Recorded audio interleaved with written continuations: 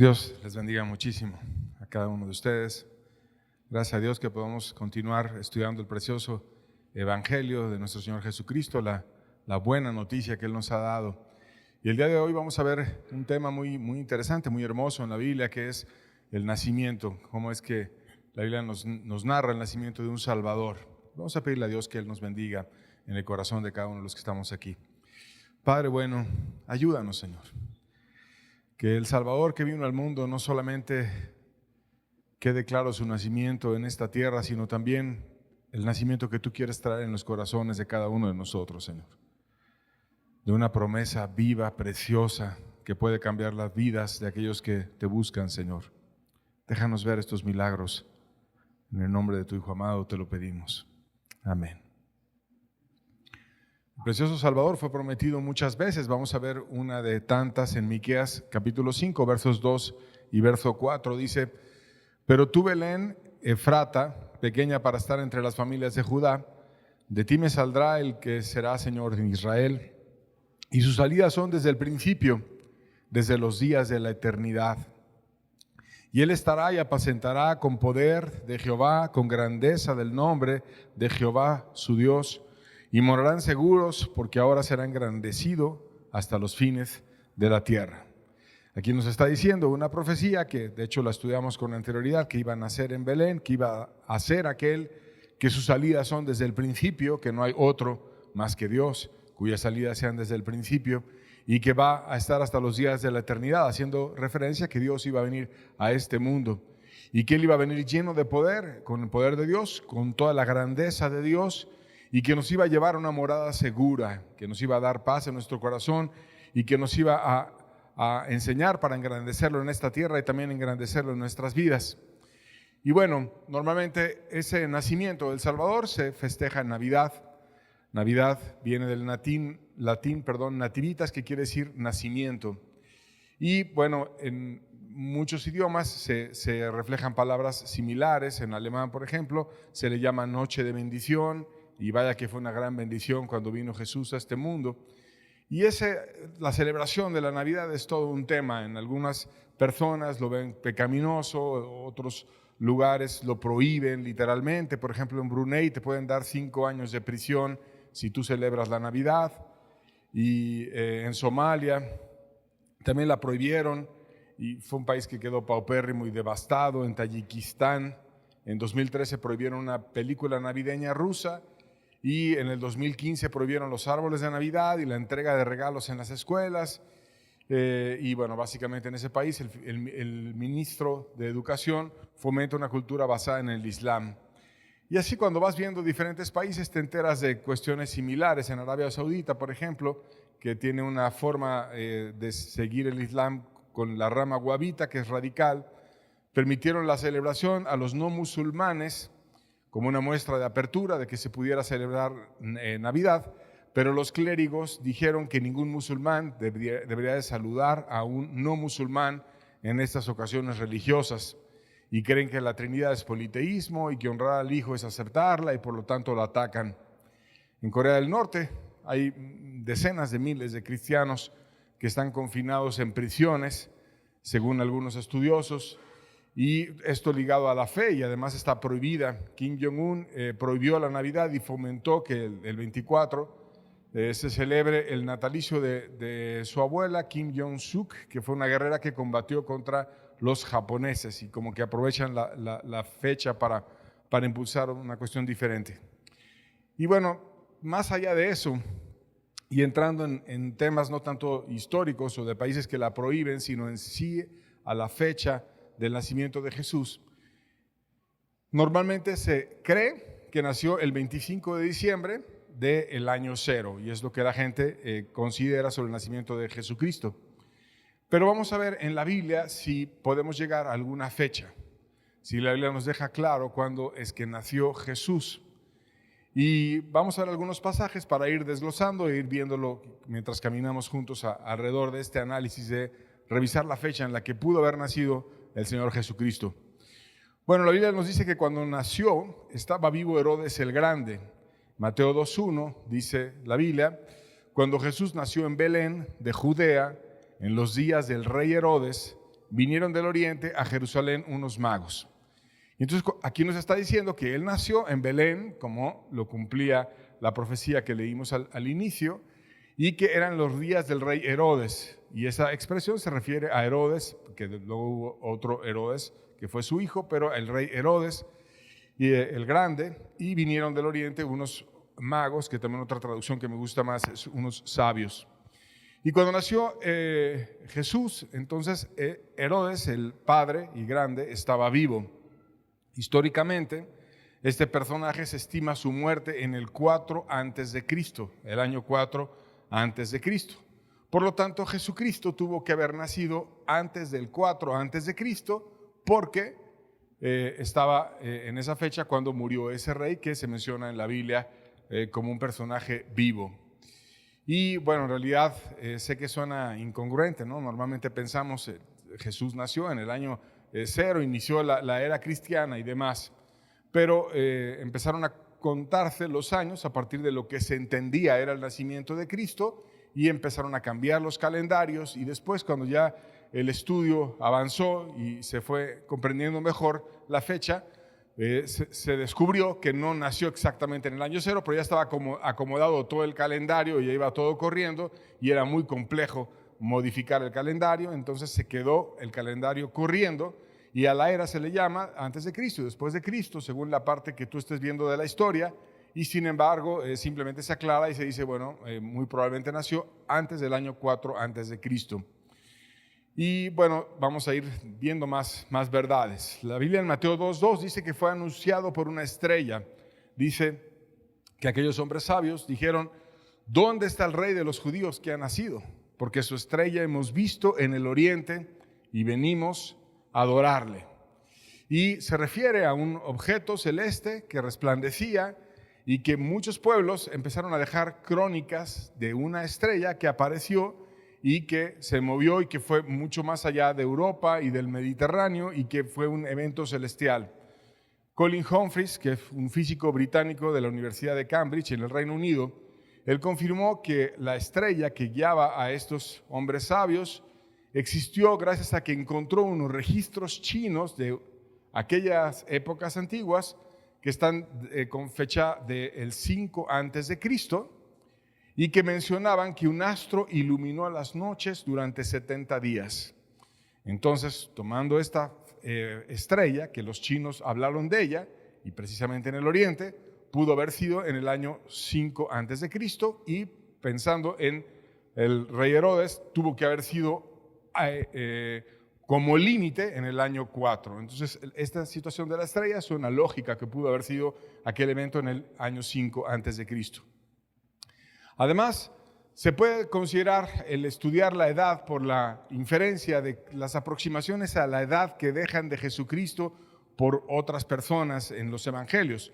Lucas capítulo 3, verso 23, dice la Biblia: Jesús mismo al comenzar su ministerio era como de 30 años, y no te dice exactamente de cuántos años, sino te dice como de 30 años, o sea que es una aproximación, ¿no? Como cuando tú dices, no, pues tiene como 50, y tú ya sabes que puede tener menos o más, pero más o menos es una aproximación. Entonces aquí dice que era como de 30 años, hijo según se creía de José, hijo de Elí, y aquí nos da el evangelista una aproximación a su edad. También podemos deducir esta cuestión de la fecha por las referencias que hay en el templo en la Biblia. En Juan capítulo 2, verso 20, dice un pasaje interesante.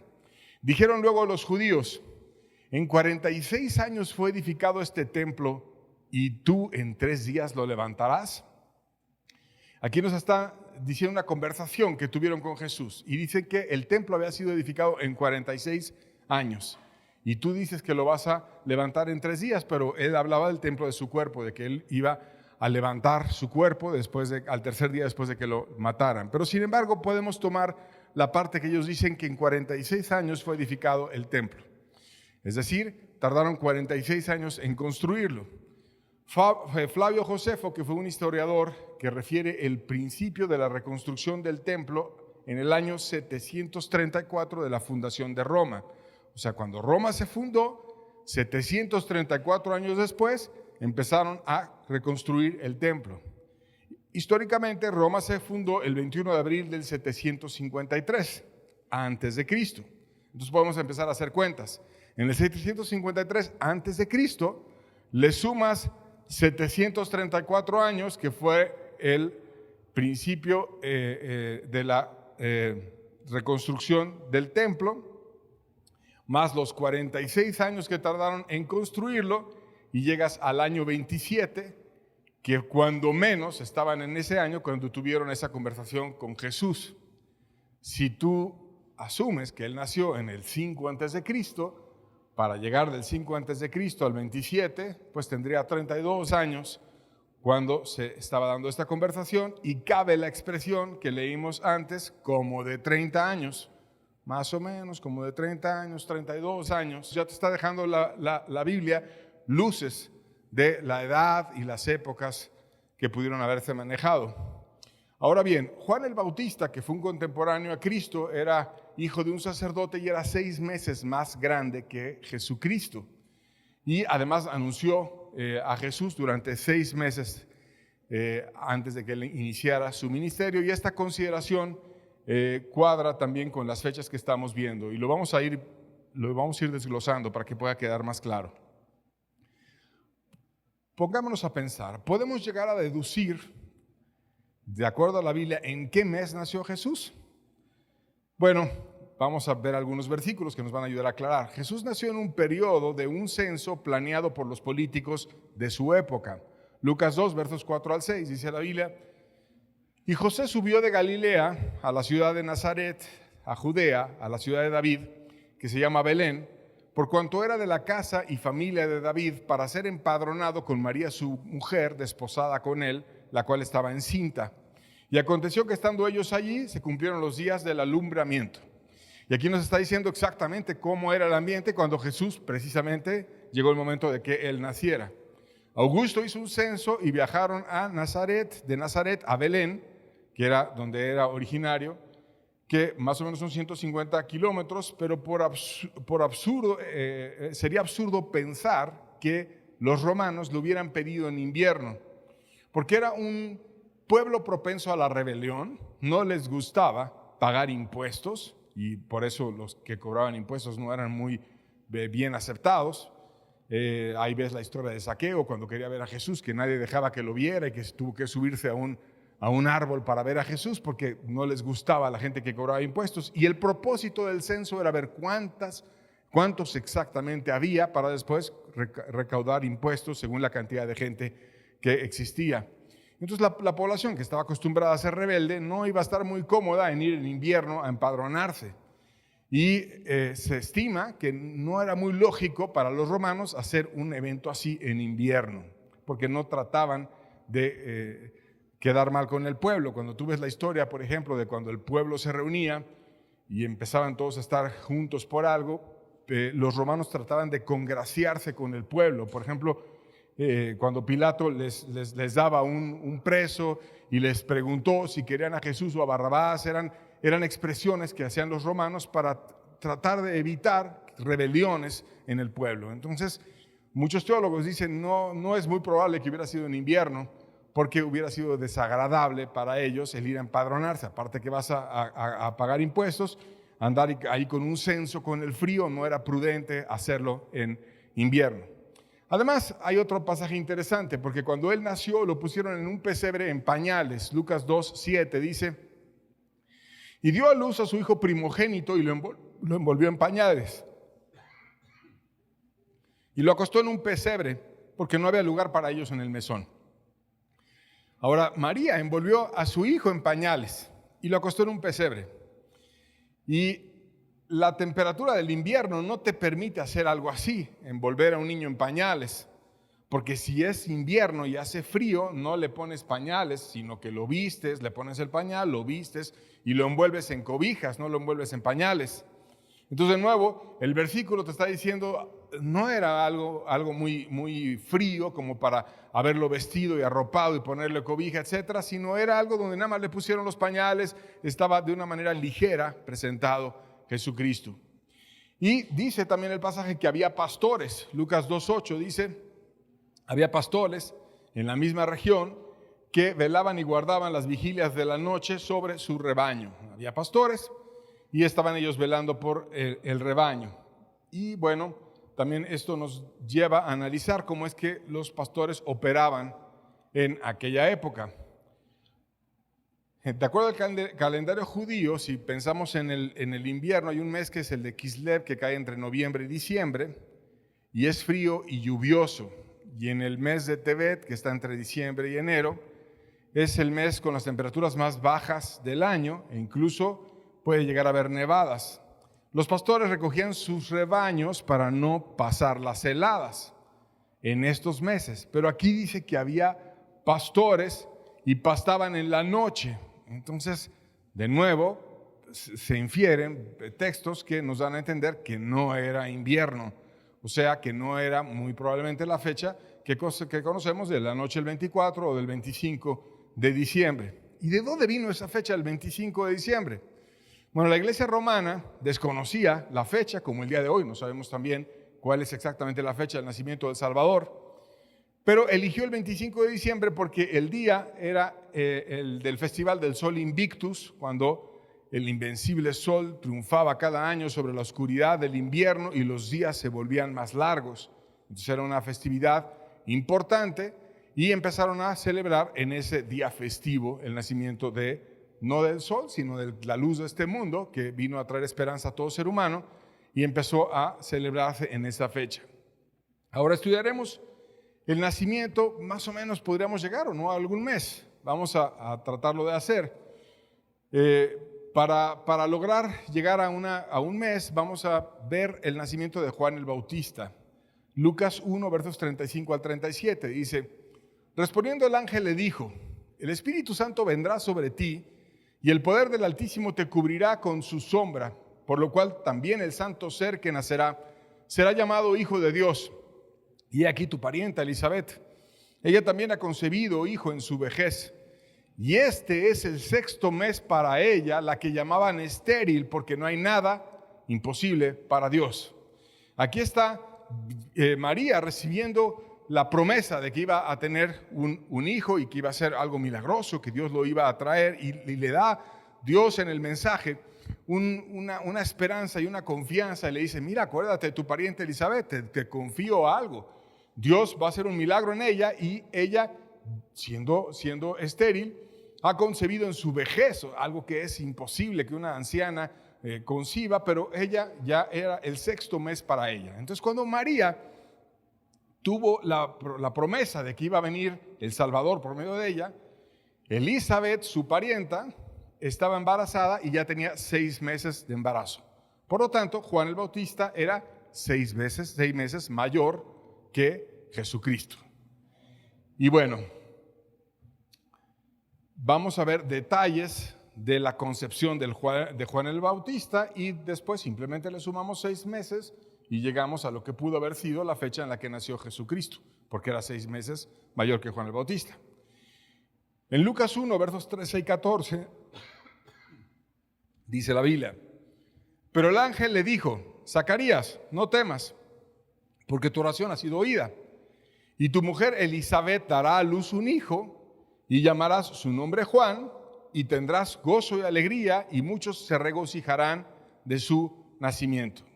Y aquí está la promesa para ellos, para el par de ancianos que les da ánimo Dios y le dice: no temas, tu oración ha sido oída, va a haber un hijo y va a haber una gran bendición. Y entonces vemos que ese hijo iba a ser de Zacarías, que le iban a llamar Juan, y su madre se llamaba Elizabeth. Va a tener un hijo. ¿En qué momento le dijeron esta promesa? Se lo dijeron cuando él estaba ejerciendo el sacerdocio. Y vamos a ver detalles de cómo es que ejercía el sacerdocio, porque la promesa estuvo ligada a la fecha en la que Zacarías estaba en el templo ejerciendo el sacerdocio, que fue cuando recibió esa promesa. Lucas 1, versos 8 al 9 dice: aconteció que ejerciendo Zacarías el sacerdocio delante de Dios, según la orden de su clase, conforme a la costumbre del sacerdocio, le tocó en suerte ofrecer el incienso entrando en el santuario del Señor. Y aquí nos recuerda que lo hacían según la orden de su clase. Y que él entró a consagrarse, a adorar a Dios, como era la costumbre, ofreciéndole incienso. Ahora, ¿a qué clase pertenecía Zacarías? Y bueno, vamos a verlo. En Lucas 1:5 nos dice la Biblia más detalles. Hubo en los días del rey Herodes, rey de Judea, un sacerdote llamado Zacarías de la clase de Abías. Su mujer era de las hijas de Aarón y se llamaba Elizabeth.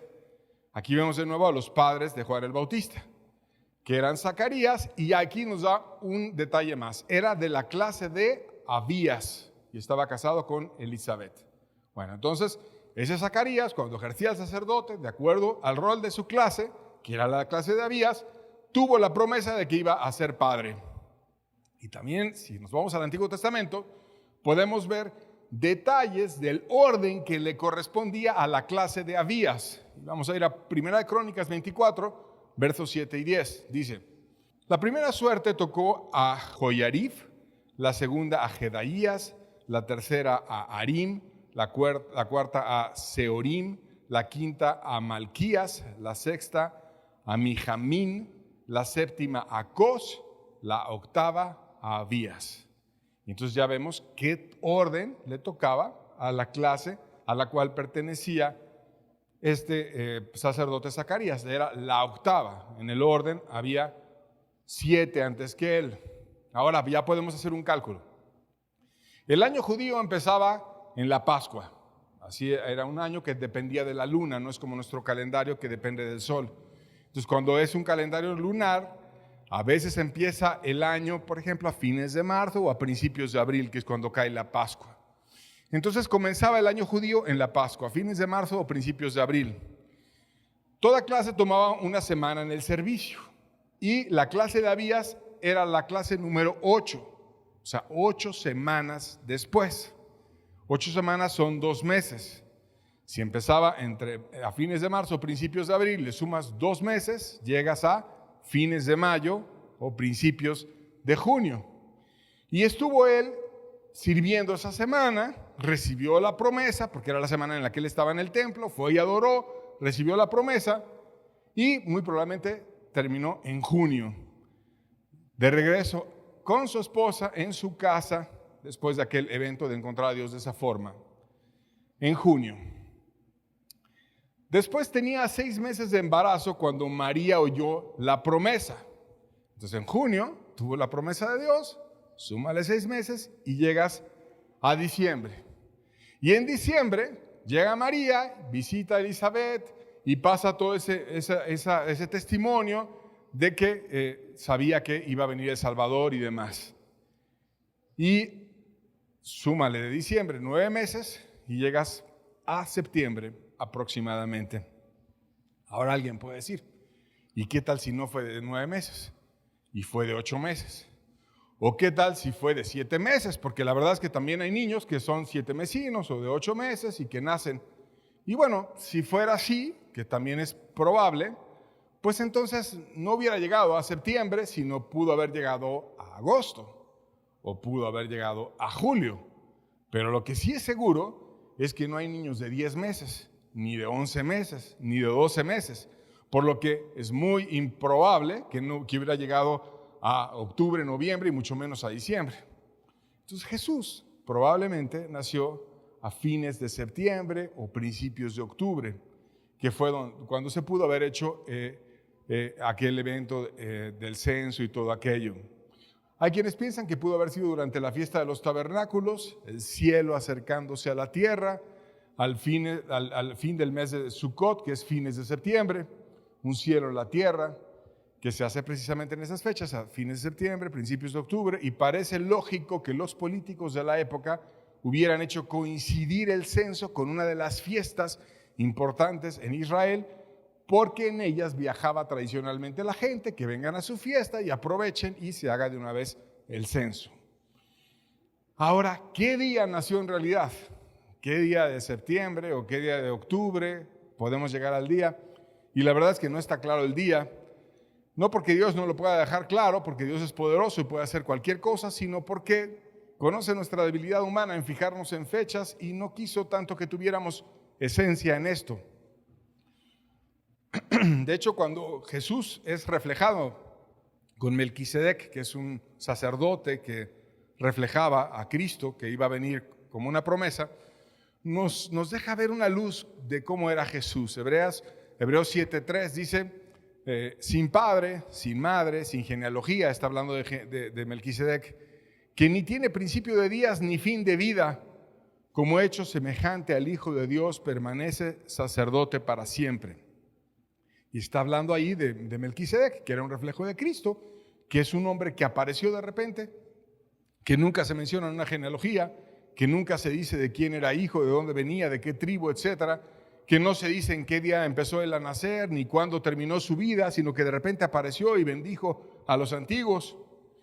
Y de esa manera, así como de repente apareció Melquisedec, vino el que es mucho más que Melquisedec, que es el sacerdote de todos nosotros, que nos puede ayudar y bendecir. Y que no importa tanto su día, porque dice sin principio de días, que no es tan importante el día como para dejarlo claro, decir a partir de ahorita existió Cristo, sino que Dios quiso dejarlo como misterioso, como que nos deja solamente luces de cuándo pudo haber sido. Y quiero dejar claro que no quiero ser dogmático en decir nació a fines de septiembre forzosamente. Es algo probable en base a los textos que estamos estudiando, o a fuerzas a principios de octubre.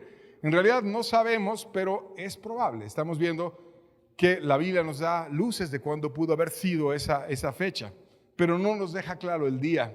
Entonces no podemos ser dogmáticos en qué día fue exactamente, simplemente inferir una fecha más probable de cuándo pudo haber nacido Jesucristo. Entonces, Dios más bien nos dio señales no ligadas a la fecha, sino señales ligadas a las circunstancias. Isaías 7, verso 14, dice: por tanto, el Señor mismo os dará una señal. He aquí, la Virgen concebirá y dará a luz un hijo y llamará su nombre Emmanuel. Había una señal, que una virgen, que no iba a nacer de un hombre, que iba a nacer de una virgen, lo cual es un milagro increíble. Solamente que Dios venga puede hacer que una virgen conciba, por lo cual iba a ser hijo de Dios. Y que iba a ser llamado Emmanuel, o sea, que iba a ser llamado Dios con nosotros, el Hijo de Dios, el que era el bendito, el que Dios envió para reconciliar al mundo consigo mismo, y que cuando lo conoces, le dices Emmanuel, le dices Dios con nosotros, le dices tú estás conmigo, tú estás en mi corazón, yo comparto contigo, tú eres mi Salvador, tú me hiciste nacer de nuevo, tú me hiciste una nueva persona y tú me cambiaste por completo. ¿Qué implica entonces el nacimiento del Salvador? Implica el tener una comunión y una relación cercana con Él. Apocalipsis capítulo 3, verso 20 dice: he aquí yo estoy a la puerta y llamo. Si alguno oye mi voz y abre la puerta, entraré a Él y cenaré con Él y Él conmigo. O sea, quiero tener una cercanía contigo. Tú cenas con los que están más cerca de ti, con tu familia, con tus hijos, con tus padres, y estás ahí en un momento íntimo, cenas y después te vas a dormir. A veces puedes desayunar en el trabajo o comer por ahí, etcétera, pero cenas en tu casa y con los más cercanos. Y está diciendo Dios: yo quiero estar cerquita de ti, yo quiero ser tu amigo, yo quiero compartir contigo, yo quiero tener una intimidad, quiero estar cerca, Emmanuel, Dios con nosotros, quiero ser estrechamente cercano a ti, tanto que quiero ser no tu Señor, sino quiero ser tu amigo. Juan 15:15 dice: ya no os llamaré siervos, porque el siervo no sabe lo que hace su Señor, pero os he llamado amigos, porque todas las cosas que oí de mi Padre os las he dado a conocer. Como eres mi amigo, te comparto, te explico, te digo todo lo que mi Padre me dio, te lo explico, te lo doy, te lo abro, porque quiero que tú sepas que confío en ti, que te abro las cosas, que te digo las promesas, que te quiero bendecir. No te trato como un siervo, como cuando alguien está haciendo un trabajo y le pide a un empleado: ve y haz esto, y no sabe ni por qué. Pero a mí me dijeron que hiciera esto, me dijeron que pusiera esta barda, no sé ni qué están construyendo, pero yo pongo esta barda. Pero no, él te explica: mira, vamos a hacer una casa, un edificio, vamos a hacer algo, te trato como amigo, quiero que tú estés cercano a mí. Y entonces Dios viene a tener esa cercanía, viene a estar unido a nosotros y nos hace partícipes del privilegio de compartir el misterio de su gran amor. Primera de Timoteo 3, verso 16 dice: e indiscutiblemente grande es el misterio de la piedad. Dios fue manifestado en carne, justificado en espíritu, visto de los ángeles, predicado a los gentiles, creído en el mundo, recibido arriba en la gloria. O sea, un misterio, algo precioso, algo increíble, que Dios mismo vino y se manifestó en carne, y que el Espíritu lo justificó, que los ángeles lo vieron, que los gentiles, aún de otras naciones, cosas que no pasaba antes, que siempre se quedaba la palabra la mayoría de las veces dentro de Israel, pero que ahora la palabra salió al mundo entero y el mundo le ha creído, y no solamente el mundo le ha creído, sino que ha sido recibido en el cielo en gloria, lleno de poder, y cuando entró al cielo lo hizo mucho más hermoso. Y entonces, dentro de este gran milagro que hizo Jesucristo, nos llama a nosotros a caminar imitando su enorme humildad. Filipenses 2, versos 5 al 8 dice: haya pues en vosotros este sentir que hubo también en Cristo Jesús, el cual, siendo en forma de Dios, no estimó el ser igual a Dios como cosa que aferrarse, sino que se despojó a sí mismo, tomando forma de siervo, hecho semejante a los hombres, y estando en la condición de hombre, se humilló a sí mismo, haciéndose obediente hasta la muerte, y muerte de cruz. O sea, no quiso ser Dios teniendo tanto poder. ¿Cómo es que los hombres buscan tanto el poder? Y cuando toman el poder no lo quieren soltar. Ahí está la historia de todos los dictadores a lo largo de todos los países en la humanidad. Ya que agarraron el poder no lo sueltan por nada y usan al ejército, cambian la historia, matan a sus enemigos, porque ya que están en el poder no lo quieren soltar nunca. Él tenía un poder que nadie ha tenido, tan excelso, tan grande y tan sublime, que era en forma de Dios. ¿Qué cosa no puede hacer Dios? ¿Qué maravilla no está al alcance de Dios? ¿Qué ser no puede crear Dios? ¿Qué enfermedad no puede sanar Dios? ¿Qué corazón no puede arreglar Dios? Puede hacer cualquier cosa. Pero siendo tan poderoso, no estimó el ser igual a Dios como cosa que aferrarse, sino que se despojó a sí mismo, se desvistió de esa deidad, por así decirlo, y vino y quiso presentarse de una manera humilde, como un pequeño niño, que lo tuvieron que envolver en pañales, que lo recibieron de una forma sencilla, que no había ni lugar para él en Belén, en el mesón, no había un lugar para él, estaba todo lleno por causa del censo, y que lo terminaron a ir hospedando entre los animales, y en un pesebre le armaron una cunita ahí improvisada. El Rey del cielo, Dios hecho carne, que vino a estar en su nacimiento entre animales. ¿Qué nos está enseñando la Biblia con esto? Haya pues en vosotros este mismo sentir que hubo en Cristo Jesús. Si Él no se aferró al poder, no quiso decir, yo soy el importante, yo soy esto. No fue como los dictadores, sino fue humilde. Nosotros, ¿por qué no lo vamos a hacer? ¿Por qué no lo vamos a hacer humildes para servirnos unos a otros? ¿Por qué no vamos a ser humildes para amarnos unos a otros? Para no ser creídos, para no ser fanfarrones, para no andar como que fueras muy rico, como que fueras muy importante, como que supieras mucho. Todos tenemos a veces unos más cosas que otros. Unos tienen más experiencia porque la han adquirido con la edad. Otros tienen más fuerza porque son jóvenes y tienen más fuerza. Otros hablan idiomas. Otros son hábiles manejando herramientas y a lo mejor con destreza construyendo algo. Y ninguna cualidad que tengamos en ninguna área debe ser para que nos envanezcamos. Porque el que más cualidades tenía y el que más poder tenía, no se aferró a él, sino que lo puso a servir a los demás en amor a través de una vida como ser humano. Y fue alguien lleno de cualidades. Isaías 9, versos 6 al 7. Porque niño nos es nacido, hijo nos es dado, y el principado sobre su hombro, y se llamará su nombre admirable, consejero, Dios fuerte, Padre eterno, príncipe de paz. Lo dilatado de su imperio y la paz no van a tener límite sobre el trono de David y sobre su reino, disponiéndolo y confirmándolo en juicio y en justicia desde ahora y para siempre. El celo de Jehová de los ejércitos hará eso. O sea, el gran amor de Dios va a hacer esto. ¿Qué va a hacer? Va a hacer que un niño nazca. La encarnación humana del poder de Dios, lleno de sabiduría, lleno de justicia, lleno de bondad, lleno de verdad. Y el principado sobre su hombro. Los príncipes se ponían insignias de autoridad en los hombros. Y aquí Dios está diciendo, toda autoridad es dada a ese niño precioso, a Cristo. ¿Y cómo es Él? es admirable. No hay nada más digno de admirar que Cristo. Muchos admiran un lugar, muchos admiran una persona, pero el Creador es mucho más valioso que la creación misma. Y si lo contemplas, te quedas impresionado y te dan ganas de aprender más y más. Y mira cuánto tiempo tenemos estudiando la Biblia juntos, gracias a Dios. Y apenas hemos visto un pedacito, nos falta muchísimo. Y si nos regresáramos a algunos de los libros que hemos estudiado, seguramente podríamos obtener muchas más verdades que las que hemos expuesto, porque Él es digno de admirar y porque siempre habrá algo nuevo que encontrar con Él. Y además es consejero, lleno de sabiduría y de poder. Te dice cómo arreglar tu vida, cómo arreglar la vida de otros. Puede arreglar lo que está perdido. Él vino a deshacer las obras del diablo y Él puede hacer de tu vida una nueva vida. Y te puede llevar a estar en una vida estable, no andar a la deriva, sino andar con Cristo, con el Salvador. Es Dios fuerte, con mayúsculas. No es débil, no es manco, no es alguien incapaz, sino es poderoso, es lleno de gloria. Él está más grande que todo problema. Y Él dijo, toda potestad me es dada en el cielo y en la tierra. Puedo hacer cualquier cosa. Y cuando vayamos a Él, debemos de saber, vamos a un Dios fuerte. A alguien que es más grande que mis problemas. A lo mejor yo me siento como con el cielo nublado, como que veo arriba la tormenta y veo puros problemas en mi vida, pero Dios es fuerte.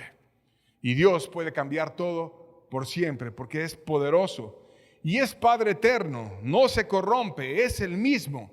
Amó antes, ama ahora y te va a amar después. No cambia, no disminuye su poder. Siempre te va a sustentar, siempre te va a cuidar. Él es un buen Padre. Él no deja de amar.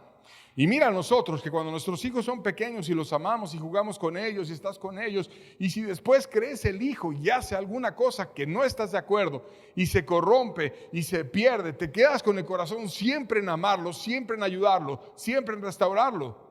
Si eso hacemos nosotros, ¿cuánto no más es el amor de Dios? Él es Padre eterno, siempre quiere proveer el bien, siempre quiere ayudar con bendición, siempre nos quiere edificar, siempre nos quiere tomar de la mano. Y si tú quieres ser humilde y tomarte de su mano, Él te puede guiar y te puede ayudar. ¿Y a dónde te va a llevar? A la paz, porque Él es príncipe de paz. Él es dador de tranquilidad. Todas las bendiciones que requiere el alma humana están con Él. No solamente es el autor de la paz, sino es el dispensador de ella. Él es el que nos da paz cuando nos acercamos a Él. Él nos prospera, Él nos bendice, Él nos ayuda. Él es aquel que vino a salvar a los pecadores. No importa qué tan sucia esté tu vida, no importa qué tan mal, así como las mujeres que estaban cercanas a Él, una María de Magdala ahí, que habían estado muchos demonios en ella. ¿Qué vida habrá tenido esa mujer? O un endemoniado que miles de cerdos, cuando le sacaron los demonios a él, se prefirieron tirar al mar. ¿Cómo habrá estado la vida de ese hombre que miles de cerdos, cuando le sacaron la maldad y se las pusieron a los cerdos, se fueron al mar? Y ese estaba postrado ante Jesús, maravillado, adorándole, entregado, porque Él al peor lo puede hacer en el mejor. Y lo levantó y lo mandó a predicar de una manera gloriosa. Ese endemoniado gadareno, cuando habían expulsado a Jesús por el milagro, les mandó un misionero que ni siquiera había estado tanto tiempo con Él, pero que tuvo un milagro y el Salvador lo mandó y les fue a llevar paz. Él puede salvar al peor. Él puede bendecirte a ti. Tu problema es nada al lado de Jesús. Tus fallas, tus cosas, mis cosas son como nada cuando vamos delante de que todo lo puede. Y tiene un reino que no va a tener fin, no va a ser vencido, va a ser confirmado y va a ser lleno de justicia para siempre. ¿Por qué? Porque como estudiamos la semana pasada, Juan 3:16, de tal manera amó Dios al mundo, que ha dado su Hijo unigénito, para que todo aquel que en Él cree no se pierda, mas tenga vida eterna. Amó a todo el mundo. Te amó a ti tanto. Nadie te ha amado tanto como Él. A todo el mundo. Que dio a un ser excelso, precioso, divino, Cristo, su único Hijo, para que todo aquel que en Él cree, ¿crees? No se pierda, mas tenga vida eterna. ¿Quieres creer? Él no quiere que te pierdas. Él quiere que tengas vida eterna. Irónicamente, para quienes era esta promesa, los terminaron rechazando. Juan 1, verso 11 dice, a los suyos vino y los suyos no le recibieron. Y cuando pensamos en aquel nacimiento de Jesucristo, tristemente Belén pasó a la historia como una ciudad sin lugar para su rey. Había una mujer embarazada, una virgen. Estaba la profecía. Ellos sabían la profecía. Y no tuvieron lugar para hospedar a esa mujer hasta que alguien generoso ahí le dio entre los animales un espacio para que pudiera tener ayuda. Pero pasó como una ciudad que no recibió a su rey con la dignidad que él merecía. Mas nosotros aún podemos aprovechar la oportunidad hoy. Juan 1:12 dice: mas a todos los que le recibieron, a los que creen en su nombre, les dio potestad de ser hechos hijos de Dios. Él tiene ese poder si le recibes, si crees. Si ese mensaje lo guardas en tu corazón, lo pones por práctica. No importa tanto la fecha, importa la esencia del mensaje. Dios te ama, Dios te quiere ayudar, Dios quiere hacer algo nuevo en ti. Vamos a meditar en este mensaje y vamos a oír un canto para poner nuestros corazones en manos de ese precioso Salvador y terminar la reunión buscándole, porque qué mejor manera de terminar la reunión que no sea adorándole. Entonces vamos a olvidarnos del de al lado, que poco importa, olvidarnos de los afanes que podamos tener, que tampoco importan, y concentrarnos en ese Salvador precioso que amó tanto al mundo, que vino a dar su vida por nosotros, que el Padre amó tanto al mundo que vino a mandar a su Hijo por nosotros, y que es digno de que lo admiremos, de que le busquemos, de que le amemos y también de que le adoremos. Y hoy podemos adorarle juntos y de esta manera también despedir la reunión. Entonces vamos a escuchar el canto, concentrados en Dios, volteando nuestro corazón a Jesús y diciéndole: Dios, aquí estoy, quiero ser tuyo, quiero que ese Salvador brille. No quiero ser como aquellos a los cuales tú viniste y no le recibieron. Quiero ser como aquellos que le recibieron, que creen en su nombre y que les diste potestad de ser hechos hijos de Dios.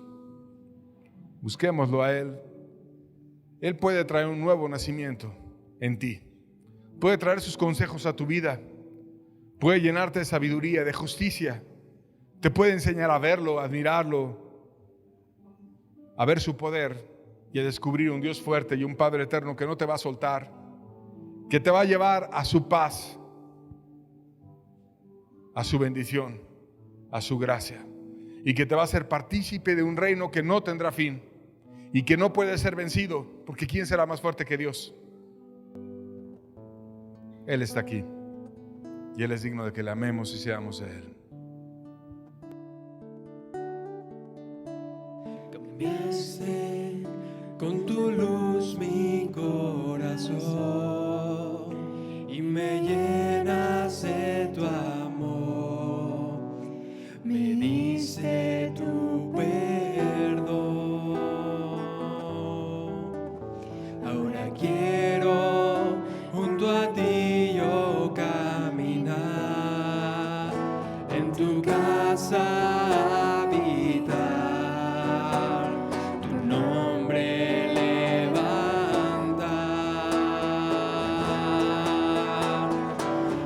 Admirable consejero, príncipe de paz, Dios fuerte, Padre eterno, León de Judá, Rey de reyes, Señor de señores, Cordero de Dios, mi victoria, mi castillo, te amo, Señor.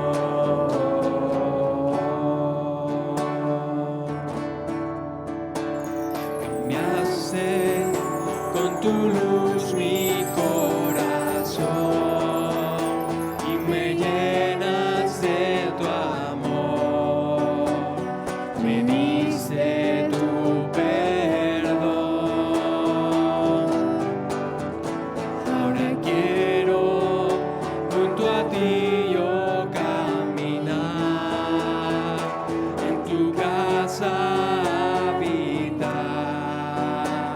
tu nombre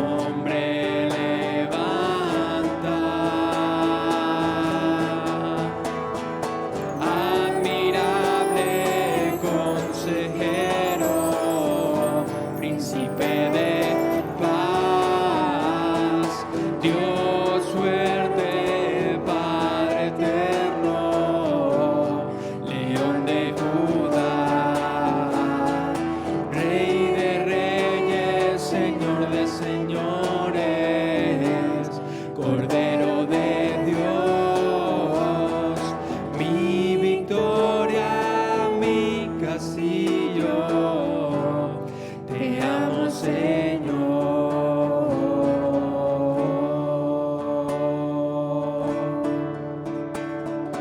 Mi victoria, mi castillo, te amo, Señor.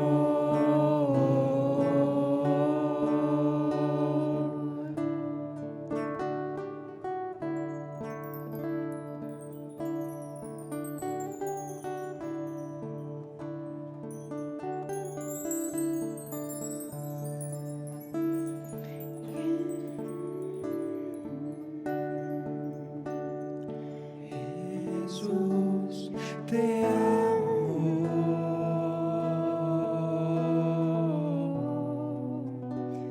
Señor, te adoro. Mi luz, mi guía, mi fuerza, mi Salvador, mi Salvador,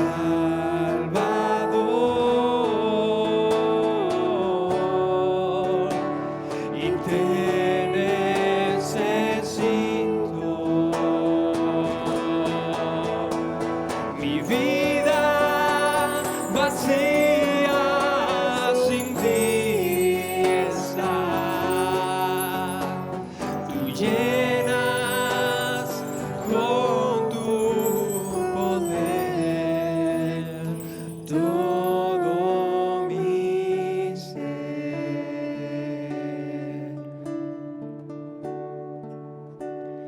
Y yo te amo.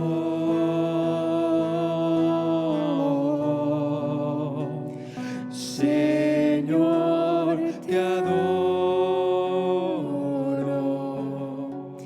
Mi luz, mi guía y mi fuerza, mi Salvador, Salvador,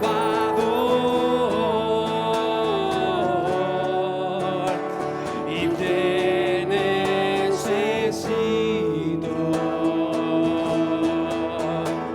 Mi vida vacía sin ti está. Tú llenas con tu poder todo mi ser. Tú llenas con tu poder todo mi ser.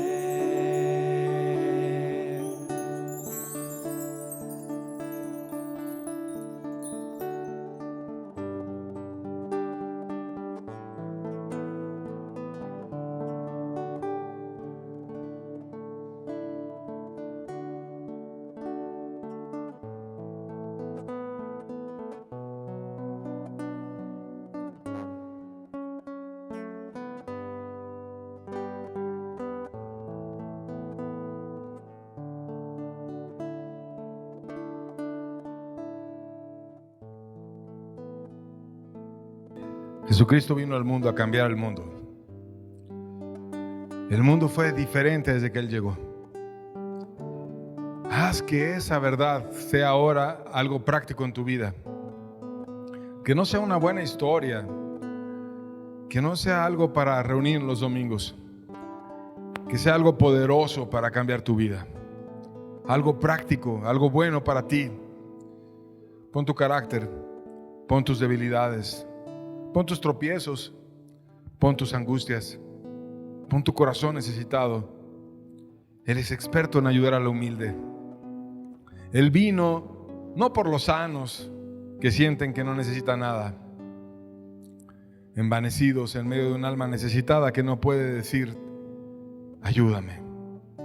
Vino por los enfermos, que reconocen su necesidad.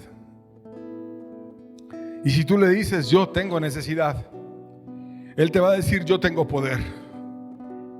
Y lo vas a descubrir. Y te va a hacer nuevo. Él es real. No es un Dios muerto. Es un Dios vivo. Está aquí. Te ama. Y te quiere cambiar. Él es la luz del mundo. La luz que todo hombre necesita. Acerquémonos con confianza a esa luz que no quiere más que nuestro bien, que nos ama, que nos quiere consolar, ayudar, sanar. No sé cuál es tu necesidad, querido amigo, pero sí sé que Él es un Dios poderoso y que la puede suplir toda. No hay angustia en el alma que Él no pueda quitar. No hay corazón necesitado que Él no pueda sanar. Él puede hacer todo nuevo en ti. Y vamos a estar aprendiendo maravillas de este precioso Salvador. Hagamos que el Salvador nazca no solamente en este mundo, que ya lo hizo, sino en el corazón de cada uno de nosotros. Busquémosle de todo corazón y nos va a cambiar. Nos va a hacer nuevos y nos va a llenar. Con eso terminamos. Dios les bendiga muchísimo. Sigamos orando y buscando al Salvador y esperando en Él, porque Él quiere nuestro bien. Que tengan muy bonita tarde. Dios bendiga a cada una de sus familias. Que descansen en este día hermoso de reposo para estar con Él. Dios les bendiga mucho.